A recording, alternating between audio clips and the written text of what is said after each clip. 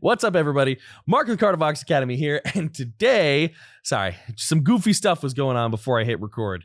Today, we're checking out Aborted, Death Cult, featuring Alex Arian of Despised Icon, and I'm very excited about it because I thought for sure I had talked about Aborted on the channel. Apparently, we haven't. And I've always wanted to talk about Despised Icon on the channel, but we haven't. So this is kind of like a little bit of both. It's going to be a lot of fun. 4 minutes, 22 seconds. It's a good chunk of music. And I'm excited to get into it. Now, if this is your first time on the channel, again, my name is Mark. I'm a metal vocalist myself. I'm in a band called Carcosa, very different than this, but we're on Metal Blade Records. Pretty proud of the music. Check it out if you want. And I'm also a full-time metal vocal coach. So I specifically, I specialize in teaching people how to make all sorts of crazy cool noises. Things safely and efficiently, so they can follow their metal vocal hopes and dreams. I do that through one-on-one lessons and through our e-course, False Chord Fundamentals. If self-guided learning is more your thing, and that's it. I'm very excited to talk about this song. If you enjoy the content, be sure to like, share, and subscribe. I do pause a lot to talk about vocal technique. And that's all I have. So here we go. Aborted, Death Cult, featuring Alex of Despised Icon.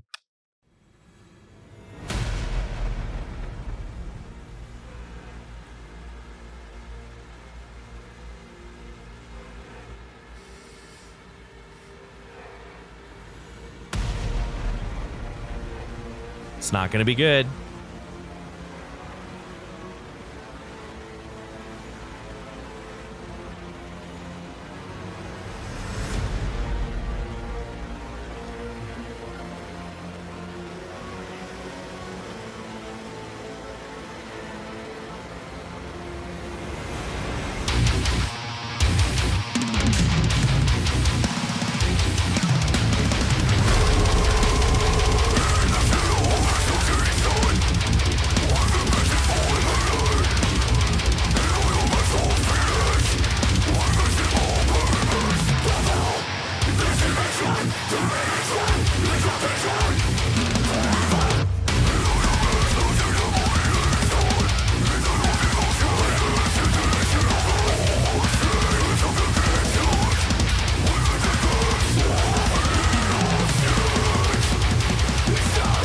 Okay, I'm going to pause it there because I don't know. This song is nonstop, so I don't know exactly where to pause it, where a good spot is. But dang. And this is why, I'm surprised we haven't talked about Aborted so far, because Sven, or Svencho as he's often known, has such a unique cavernous quality to his voice. Like I feel like when you hear Aborted, you're listening to Aborted, right? Now, when it comes to creating these cavernous tones, right? We can do it with any distortion. I don't want to put it that way. We can do it with a lot of different types of metal vocals, right? Obviously, it's going to sound different. It's going to hit different depending on the method of grit you're using, false chord, fry, anything else, right? But regardless of what you're doing, the majority of the way that you're going to get these crazy cavernous tones is going to be through lots of open space in the mouth and throat, and then a tiny opening in the front, right? Think of it kind of like a glass jug, right? So like if I have a little beaker, like we used, or like a test tube that we used in chemistry, right? And I blow across it, it's gonna be like. But if I blow across a big glass jug, or like in the old westerns, the mud jug with the 3 X's on it, right? If I blow over that, it's gonna, right? All that space paired with the tiny opening is going to cause those sound waves to bounce around, lengthen, and eventually come out the top, right? And the same principle applies to our vocals, right? So if I take, a vocal, right, it's something simple. I'm going to do something a little bit more TV static-ish, right? Okay, we'll use that. Right? I'm going to take that sound, and what I'm going to do is I'm going to open, and normally I do tongue up and behind the teeth. I'm actually going to do tongue kind of back, right? Well, actually, I'll start by the teeth and I'll slide back because that'll be easier to find, right? So I'm here. You're going to notice the distortion method doesn't change. It's all happening here.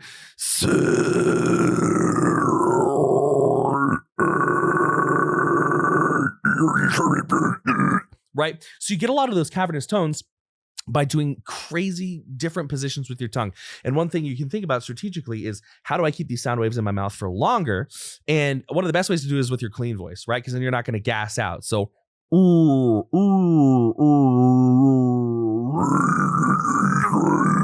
right? Anyways, let's keep going because this song is dope. I can't remember the riff, but that riff that came in around like, I think 45 seconds ish. Oh, that was a sick riff, bro.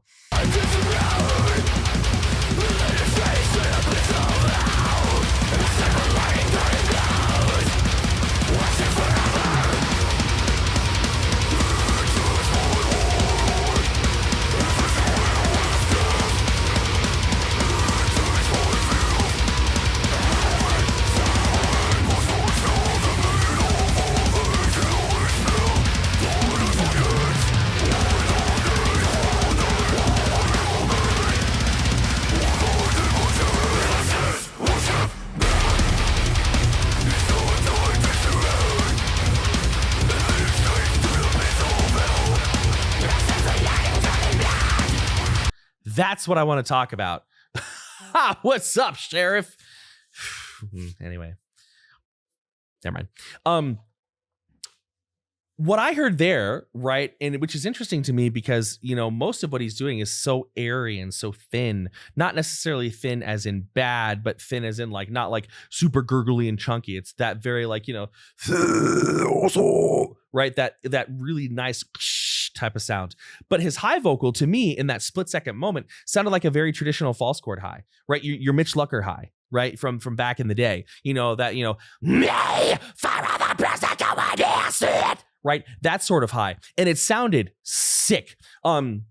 One thing I heard was, I heard a lot of brightness, right? And of course there's some EQ going on there, but there's also a lot of mouth shape going on there. And you're going to find the more that you dig into metal vocals, the more that you dig into, especially like in, you know, the harsher, heavier, sludgier part of metal vocals, the more you're going to realize that mouth shape is such an important part of our metal vocals, right? So if I take an old school false chord, right, this is how I'm going to find my way to that, like, you know, like this high, this, right? What I'm going to do is I'm going to start with a much more old school false chord, right? Like a hey, hey, I, hey, hey, hey, right? And I'm going to change my vowel. Yeah, yeah, yeah. Now I'm going to think about going a little nasal. Yeah, yeah, yeah, yeah. Yeah. Now I'm going to lean in with my abdominal muscles. Yeah. Yeah. Yeah. Yeah. Right. And you get like a really cool, really bright high tone, which is kind of what it sounded like there. It was super quick, so I could be hearing that wrong, but it was such a cool little accent. He's definitely using his highs more so to accent the song versus driving the song, right? He's using that that low and mid tone in order to do that. One other cool thing I heard, I'm not going to go back, but I heard him sort of snarl out the vocals with his tongue more so behind his teeth versus curled up in the back, right? I've not really tried this, but it kind of had like, so like the main low is like this, right? More so in his style, but and then he sort of snarled it out. And it sounded really sick. We'll see if he does it again, and I'll listen a little bit more closely. Anyways, here we go.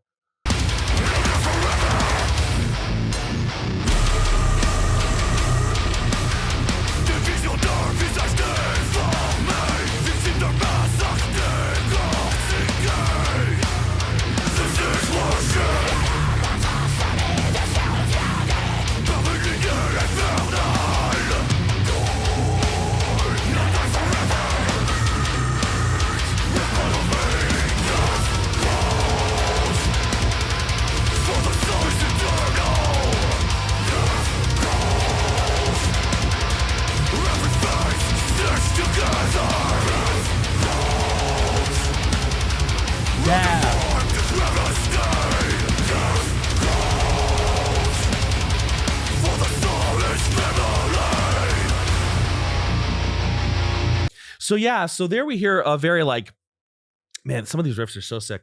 So there we hear a very narrative type of false chord vocal. The vocal cords are connected underneath it, right? So what we have is essentially just a spoken, like, you know, my voice is here, I'm talking, oh, I sound really dumb when I do it like this.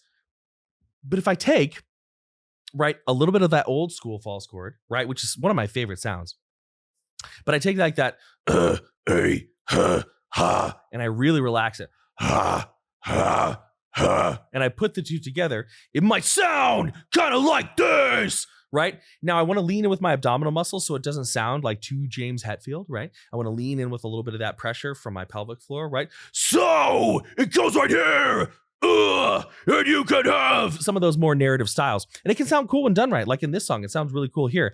I do notice a lot of times band uses I only speak English and I can barely stumble through it. I do notice a lot of times bands will use it in a way that sounds kind of cheesy and forced, kind of like off the cuff, like what I just did. But here it sounded super cool. It really fit. I'm wondering if we're going to get any sort of signature pig squeals. I don't know. I'm not sure. I don't know if it's, anyway, I'm talking too much. Here we go.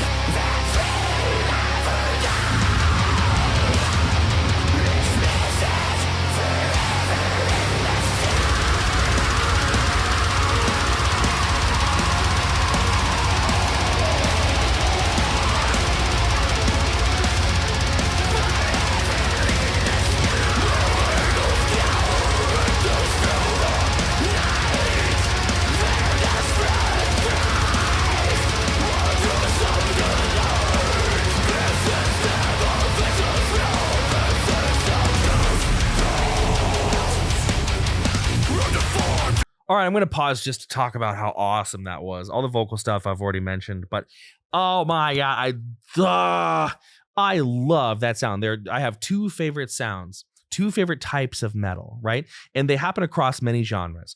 One is what we just heard. I'm not a guitarist, but I think the term is tremolo picking, right? With like a nice like with some kicks. It's a very black metal sound, although clearly it works in a lot of other genres. And then I love down tempo stuff, you know, Black Tongue, LLNN. I talk about those bands all the time.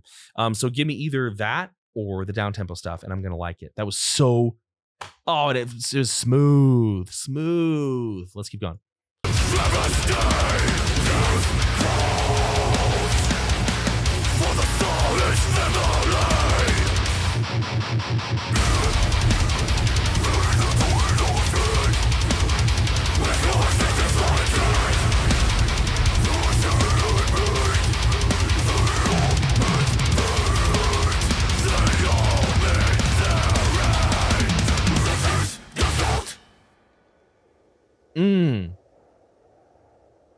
Interesting. There was one section, I don't know where it was, so I'm not going to go back and find it because I would just cause our editor a lot of unnecessary pain. But where it sounded like there was this like really interesting true tone sound, like an oh behind it. It was weird. It was fascinating. Yeah, and at the end there, Sven really leaned into his like sort of like fryish, vocally pressed sound. Really cool. This is another person I'd like to have on the channel just to pick their brain a little bit. But so much cool stuff going on here with Aborted Death Cult. So many great examples of optimal vocal tract shape, of utilizing tongue shape and jaw position to really accentuate your voice rather than pressing directly into your vocal cords, right? So much cool stuff here, and a great song. Death Cult was a bop. But that's it. I think that's enough for now. I definitely need to drink some water and relax. Sitting in this chair is hurting my neck. So I'm gonna leave it there. But awesome song. If you enjoyed the content, be sure to like, share, and subscribe. If you're interested in one-on-one lessons, feel free to check out cartervoxacademy.com, or you can check out our e-course. Super proud of how that's doing. A lot of people have been enjoying it and saying it's very helpful. So if a self-guided thing is for you, give it a try. If not, one-on-one lessons might be better. Who's to say? But beyond that, thank you all for your time. Many thanks. Much love. I'm out.